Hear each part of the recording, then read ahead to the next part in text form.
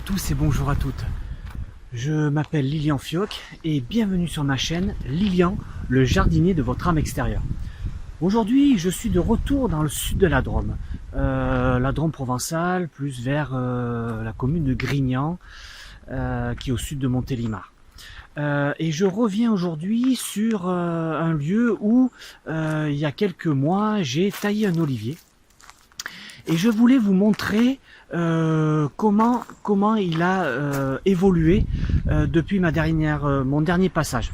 Donc je vous remettrai dans les commentaires la vidéo que j'avais produite pour la taille de l'olivier, et puis on va voir un petit peu l'évolution de l'olivier.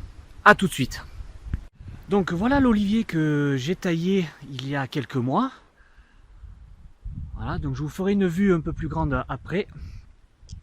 Et on peut remarquer que donc j'avais taillé toutes les branches qui étaient à l'intérieur de l'arbre, et on peut voir que il y a des bourgeons qui sont repartis, donc avec des pousses bien vertes, bien jolies, et on peut voir aussi au niveau du pied, voilà, comme ceci. Et ce que j'ai remarqué, c'est que là, on peut voir ici qu'il y a une branche qui est morte. Mais comme la nature est bien faite, vous avez dessous un petit bourgeon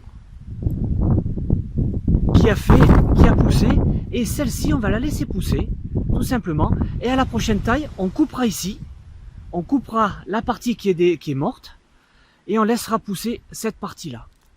Et ce que l'on peut observer, c'est que quand on taille une plante, vous allez avoir des bourgeons qui, tout au long des branches, vont se développer.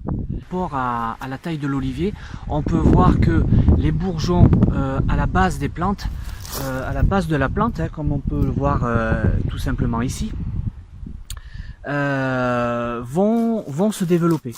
Donc je fais un parallèle avec les plantes de haies ou d'autres arbustes. Si vous voulez avoir des plantes qui soient bien ramifiées du sol jusqu'au sommet de la plante, bien denses, il faut les tailler régulièrement. Donc il y a certaines plantes qui vont demander une taille, d'autres qui vont demander 2 tailles dans l'année, mais le fait de tailler va permettre à la sève d'aller développer en fait, et permettre aux bourgeons qui sont à la base de la plante de se développer, et vous allez avoir une plante bien dense, bien touffue, bien jolie, et si vous devez avoir une plante avec des fleurs, vous aurez beaucoup de fleurs.